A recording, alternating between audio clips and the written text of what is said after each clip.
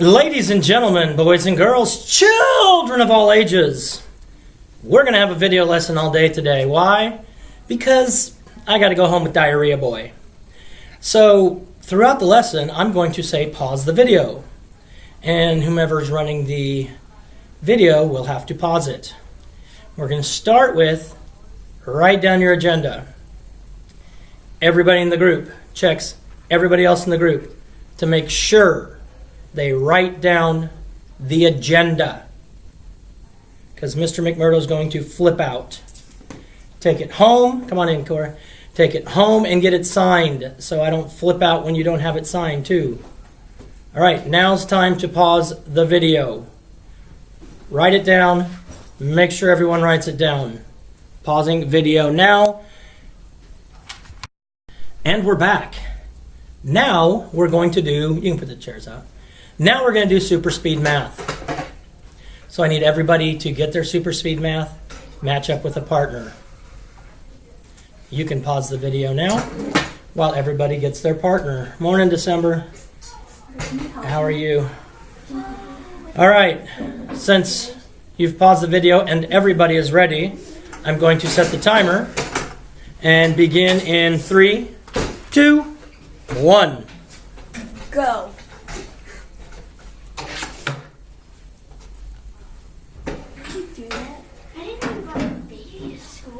Well, yeah, I had to bring him. I thought you said Someone trying to pick him up before the bell rings? No, you're gonna keep him for the whole day. no, just for a while. Oh my goodness. 3. Oh no. Yeah, don't try and count down if you don't know your numbers. Okay. It was backwards.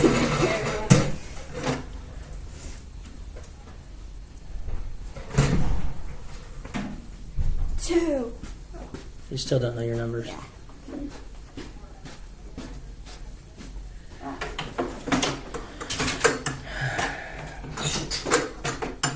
Tell me when it gets to 10. No, because I don't want them counting down, and then you'll count down. They're trying to say Are number. those kicks? Yes, those are kicks. Yeah, I had this for breakfast too. Time. Video. Pause. Now. All right, write it down. Get ready to switch partners. Begin in 3, 2, 1. You show that to the class, dude? I'm gonna have to today since I'm not gonna be here. Why? I gotta take him home. No, by hand. Are you gonna come every back? teacher? I don't know what I'm doing, to be honest with you. What are you doing after? Oh, we're doing a whole lesson here with recording. Oh. He keeps looking at me funny. Oh my God, was done. Thank you. You're leaving me? Oh. Like, I still have a whole side to do. I kind of already have a job that I'm committed to. Well, then go. Like, why are you here, dude? Yeah, baby. Hi.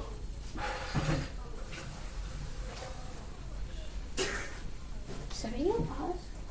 Yeah, it's running because I'm doing the timer. All right, time. Write it down in your journal. Record it so you have it. Pause video. And we're back. What I need you to do now is, on the table, there is the work that we have to grade from, that I told you we were grading today. So I need someone over there to find your class, pass it out to everybody. If you don't have the assignment, you'll end up going in the hall, but don't go yet. I'll tell you when to go and where to go and why to go and how to go. So pause the video and then we'll go from there. Okay, now you've come back.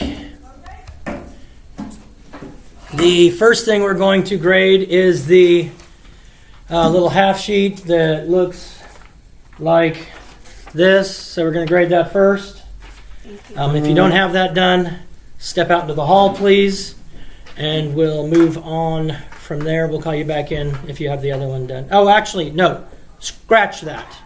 we're not grading the half sheet. We're grading 201 and 204, or 198 and 204. So we're going to grade that first. We're going to grade that first. So here are the answers. Here's the grading scale.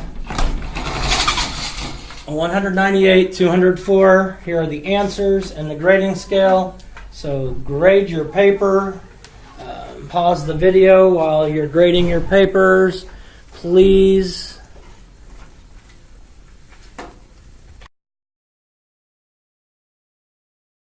All right, ladies and gentlemen, now you're going to grade that little half sheet. The answers are exactly what should appear on the line. Both of these fractions should appear on the line. So this is the answers. This is the grading scale. After you've graded both pages, you're going to turn it into the correct tray. So this is the answers. This is the grading scale. Go ahead and pause the video right now so that you can grade it. Then once everyone's graded it, then we can move on to today's lesson. Thank you. All right. This part of the lesson is going to be in your journal. So I need you to get your journals out. We're going to do some adding and subtracting fractions with unlike denominators. I'm going to put a problem up. I want you to solve it. So we're going to, after the problem's up, you're going to pause the video. I want to give you a couple minutes to solve it. When you're done, sit quietly, act like you have some sense. So I don't have to come back and take away a week's worth of recess for you, because I will. So after the video, or after the problem's up, take a second and solve it, and then we'll play the video and we'll see how you did. Thing I want to say before I get working on this is, if you did not do well in the last test, I'm going to tell you right now, Prodigy is not an option. It is mandatory. Prodigy is not an option. It is mandatory. Because if you're not doing the Prodigy extra credit, that's the review I need you to do. And if you're not doing it, you're going to have to do some extra work with me during recess. Plain and simple. And with the Prodigy extra credit, I need you work it out on paper. Don't just try and do it all in your head. Because you have to pass that Prodigy extra credit in order for me to count it towards you. So that's going to annoy me if you do not get them right, just because you're being too lazy to work them out. All right, so our first problem, we're going to do 4/18 plus 2/6.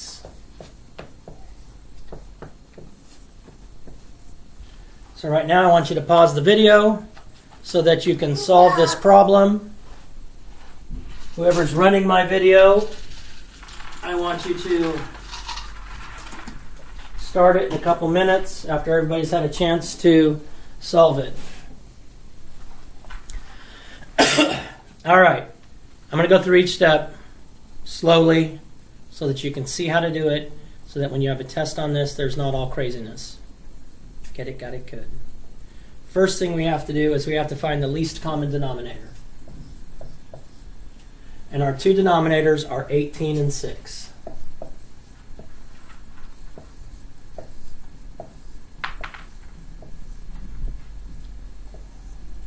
Our two denominators are 18 and 6.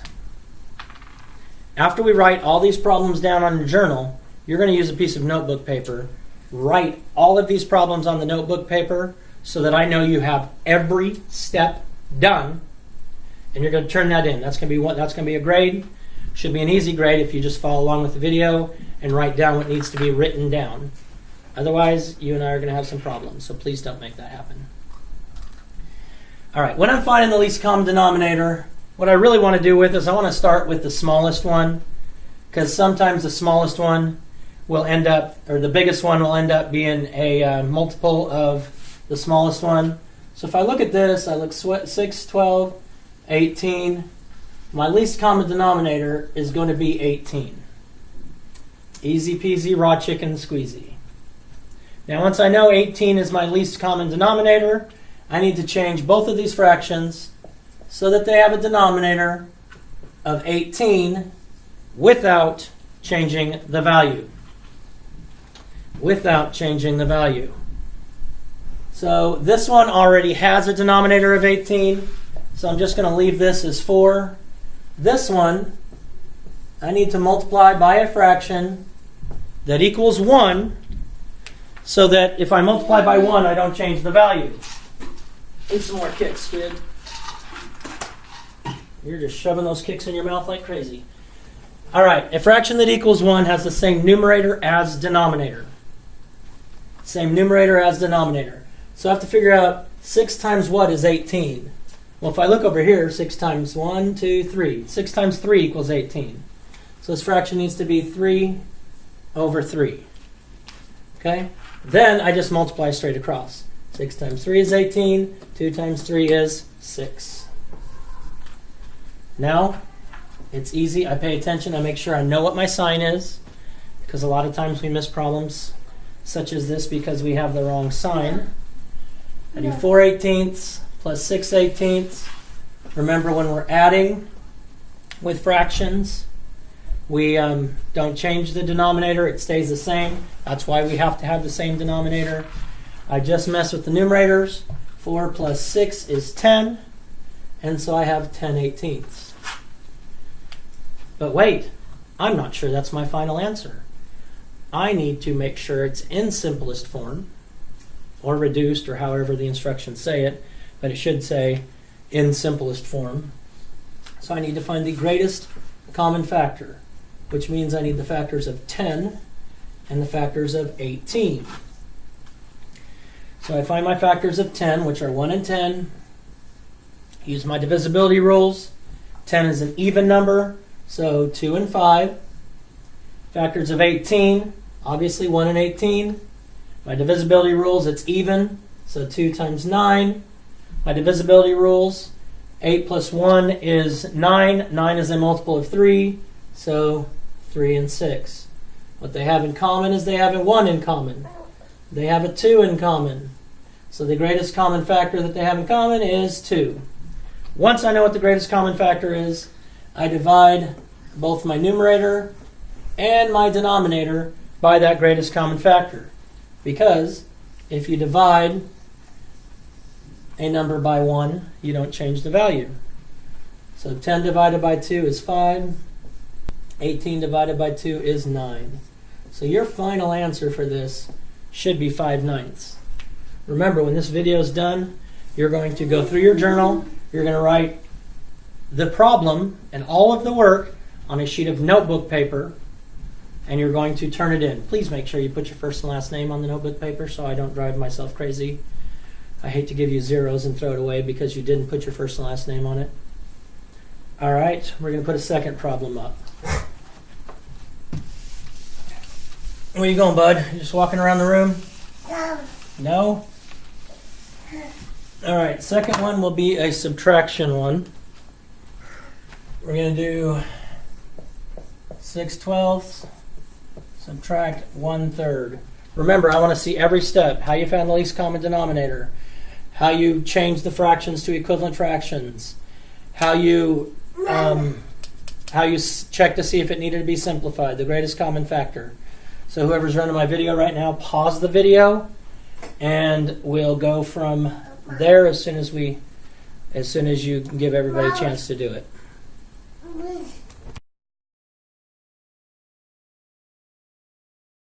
All right, by now you should have had an opportunity to solve this problem on your own.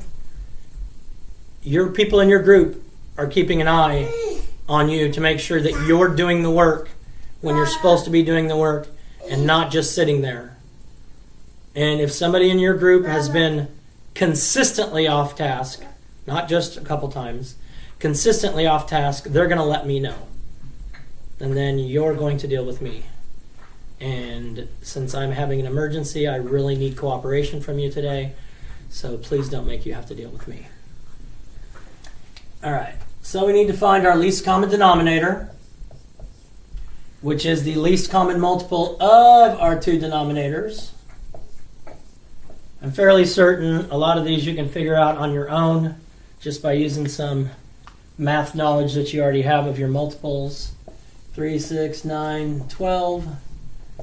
So my least common denominator is 12. I need to change both of these fractions so they're over 12. Hey, bud. Oh, you have the football. All right. If you're making a mistake on these, fix them while the video's going on. So when you turn that notebook paper in with this on it and your first and last name on that notebook paper, please, you'll have it right. Because if you don't have it right, I'm going to know you weren't paying attention. This is already over 12. This one is not. So it needs to be multiplied by a fraction that equals 12. Yes, my son's playing with someone's football. So just chill. All right, if we're multiplying by 1, fraction that equals 1 has to have the same numerator as it does denominator. If I want to see 3 times what is 12, 3 times 1, 2, 3, 4. So my fraction needs to be 4 fourths. When you multiply fractions, you multiply straight across. Wait a minute, you haven't taught us how to multiply fractions. I know, I am now. 1 times 4 is 4. And make sure I know my sign of subtraction. I have 6 twelfths. Subtract 4 twelfths. I get 2 twelfths. I need to see if that can be simplified. A lot of you can already figure out that it can be. You're going to have to divide by a fraction that equals 1 by finding the greatest common factor for 2 and 12. I know 2 is a prime number, so the only factors of 2 are 1 and 2. 12, obviously we start with 1 and 12. We know it's an even number, so 2 times something will multiply to 12, and it's 2 times 6. I know the sum of the digits. 2 plus 1 is 3. 3 is a multiple of 3, so 3 times 4. They have a 1 in common. They have a 2 in common.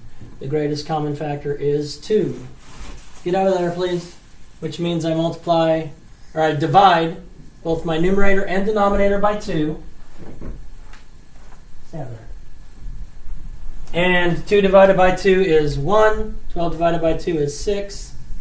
That is my final answer. I can prove it to you because 1/6 is the same as 2 twelfths. 1/6 is the same as 2 twelfths. I can prove it. You have your fraction pieces to check it as well. All right, so let's look at another problem. Remember, after I put the problem up, the video is going to be paused, so you can, please stay out of there. I'm going to do a problem that's actually on the Prodigy Extra Credit. Makes it pretty easy. I have 2 hundredths plus 9 tenths. These have to have a common denominator. Obviously, you can look at this and tell what the least common denominator is. If you look at your multiplication chart, you'll find out the least common denominator is going to be 100. Please pay no attention to the noise in the room because my son is crazy.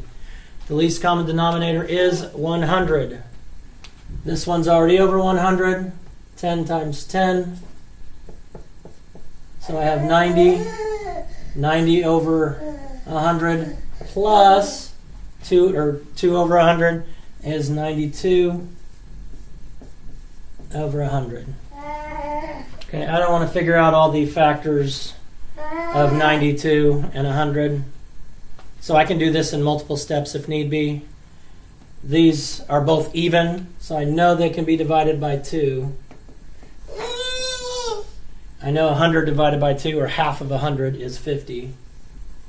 92 divided by 2 is 46. So 46 fiftieths, but wait, those two are also even. So I'm going to divide them by 2 again. 46 divided by 2 is 23. Half of 50 is 25. I can always think half of 50 cents would be 25 cents. So this would be my final answer. Now I'm going to have one person from each group pass out a sheet of notebook paper. You can get it from over by the windows. And you're going to make sure your first and last name's on it. And you're going to write down the 3 problems we had that you just did that you should have in your journal. You can write them down on the piece of notebook paper, and then you'll be able to turn that in with your first and last name on it. If I haven't said it before, if you did not do well on the last test, which you got back, and you also were able to see the grades, what you got on it, and you graded it together and saw what you missed, the Prodigy Extra Credit is mandatory. So pause it, get the paper, pass it out, give the class a couple minutes to write down their answers and their work and put their first and last name on it and put it in the tray. Thank you. I'm going to pause this for a moment. All right, by now you've made sure your first and last name is on your paper. You've turned it into the correct tray. Those 3 problems are on there showing every single step of the way. Now I want the same person who got the paper out to pass out the textbooks to each class. If you don't have a textbook, you're going to have to write all of this work on a sheet of paper because this work is going to go in your journal. I know, stinks, but you shouldn't have lost it. So once you get your textbook, I need you to open up to page 245. And 245 is finding part of a group.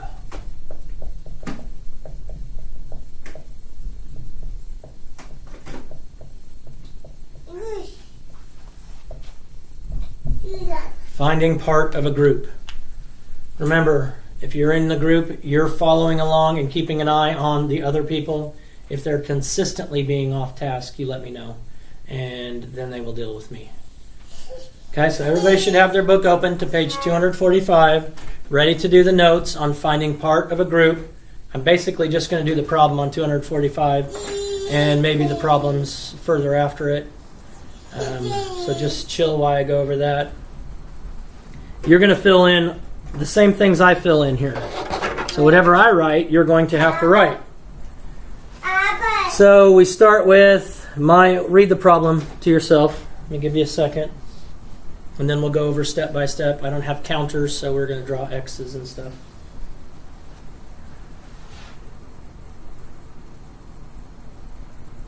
Okay. So our problem is 4/5 of 20.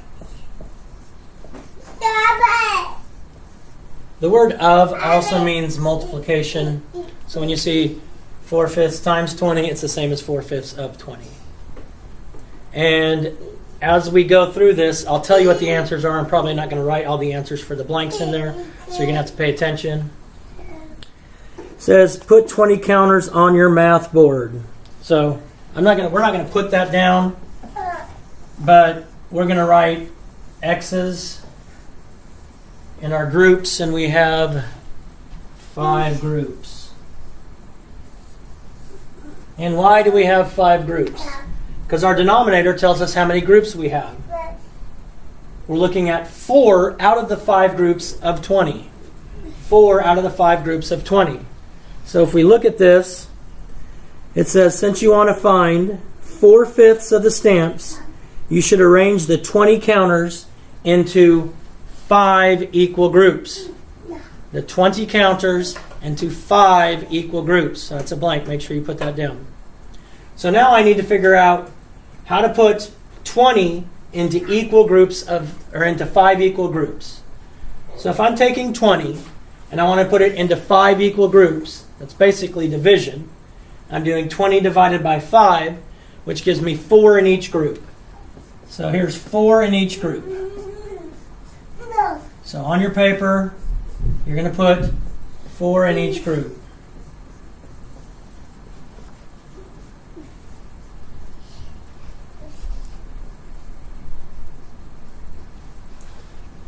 So you've got 5 groups. Each group has 4. 4, 8, 12, 16, 20. Now the second part says, how many counters are in each group? We just checked that out, 4. Not because the numerator is 4, but because 5 groups of 20, and since I have to have 5 groups because that's my denominator, there has to be 4 in each group. So you've got that, you've filled in that box there. Each group represents, this group is 1/5 of our stamps. This group is 1/5, 1/5, 1/5, 1/5, which adds up to 5/5, which is going to equal 20. So that next blank is each group represents 1/5. Circle 4/5 of the counters. So on your paper, you're going to circle 4 out of the 5 groups. Because my numerator is 4, I want 4 out of these 5 groups of 20. 4 out of these 5 groups. That means, how many groups did I circle? I circled 4. That's on your paper. How many counters did you circle? I circled 1, 2, 3, 4, 5, 6, 7, 8, 9, 10, 11, 12, 13, 14, 15, 16. So I circled 16 counters. So 4/5 of 20 equals 16. That's another blank. Or 4/5 times 20 equals 16. Okay, so I said that those were the same thing. And so the last blank on that page is so 16 of the stamps have been canceled. 16 of the stamps have been canceled. So if you've been following along, you should have all of that page, 245, filled in. All of page 245 filled in. Now turn over to page 246. Read the problem at the example at the top. It says Max's stamp collection has stamps from different countries. He has 12 stamps from Canada. Of those 12, 2/3 of them have pictures of Queen Elizabeth II. How many stamps have a picture of Queen Elizabeth II? So we have to draw an array. This time we're drawing an array of the 12 stamps by drawing an X for each stamp. Since you want to find 2/3 of the stamps, your array should show 3 rows of equal size. So we're finding 2/3 of 12. And an array, you've drawn an array before, we need 3 rows of equal size. So that's 3, 6, 9, 12. So you have your 3 rows of equal size. That gives us a total of 12. That's an array. If you wanted to do 2 times 3, your array looks like that. So that's 2 times 3. So that's what an array is. You should know how to do that. Maybe you've forgotten. And we circle, since we have 2 that we're looking for, we circle 2 of our 3 rows. So we circle 2 of the 3 rows. Then we count the number of X's in the circle. 1, 2, 3, 4, 5, 6, 7, 8. So there are 8 circled, 8 X's circled. That's a blank. 2/3 of 12 equals 8. Or 2/3 times 12 equals 8. Because as I said, those mean the exact same thing. And so the last blank in that example part is, so there are 8 stamps with a picture of Queen Elizabeth II. All right, so pause the video right here. And before you pause it, actually, I want you to do problem 1. Complete using the model shown. Complete using the model shown. So pause it, and then unpause it after you've had a chance to do it. And we will go over those problems, or that problem. We're just doing problem number 1 under share and show. So we're trying to find, so you've paused it. Welcome back. So we're trying to find 7/8 of 16, or 7/8 times 16. Those are the exact same thing. And they gave us this.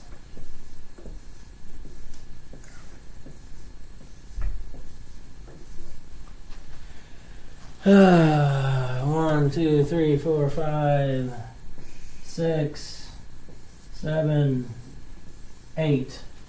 Okay, so we need 8 equal groups. So my equal groups are this way. I basically just divided 8 into 16.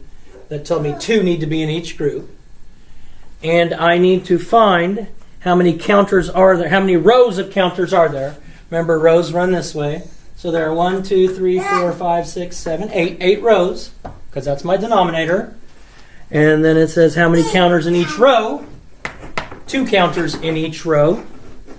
And then it says circle how many of the rows?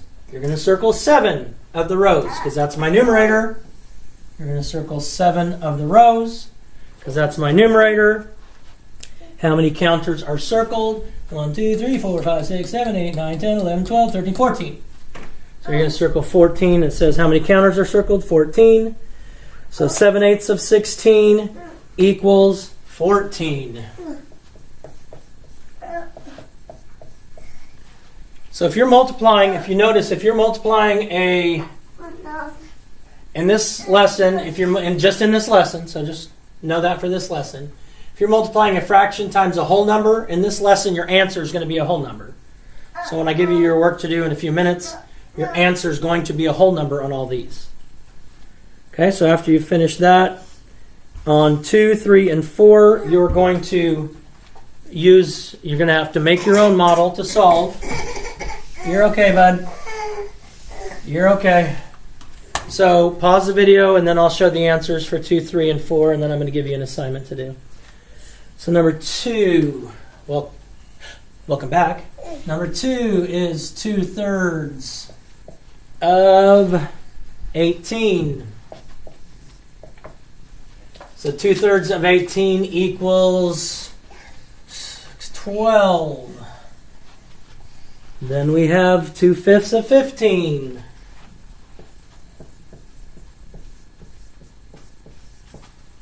And 2/5 of 15 equals 6. If I'm doing these right. If your model shows something different, then that's fine. Just speak up. 2/3 of 6. Which means I'm going to have 3 equal groups. The total number of counters is 6. So that means there's going to be 2 in each group. So 2/3 of 6 is 4. Okay, so check those. Make sure you've done them right. Then you're going to glue this in your journal. Make sure in the table of contents, you write finding parts of a whole.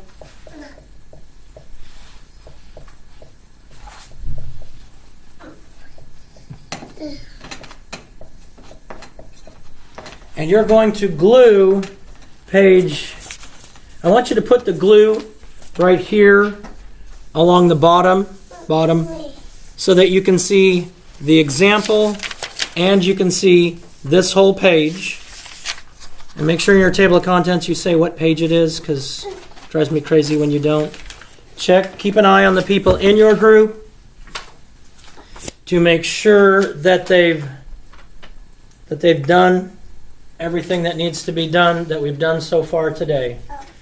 Now you're going to have an assignment.